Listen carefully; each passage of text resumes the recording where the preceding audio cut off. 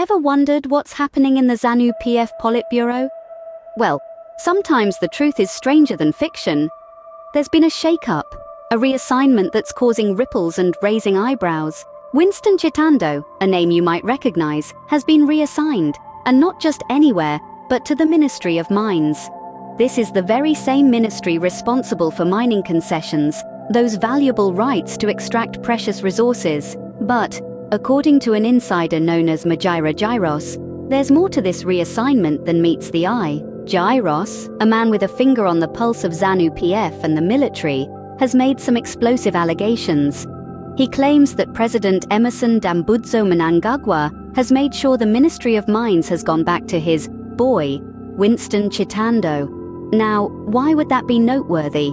Well, Gyros suggests it's not because of Chitando's exceptional skills or experience, but because Chitando is allegedly dishing out mining concessions to Mnangagwa's family and cronies. A serious accusation indeed. This alleged corruption, if proven true, could have far-reaching implications.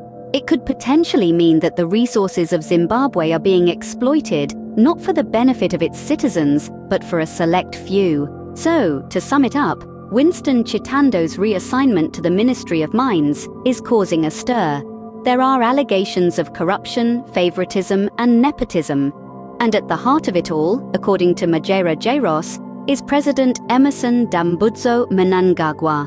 Of course, these are just allegations at this stage, but they are serious allegations that demand serious attention.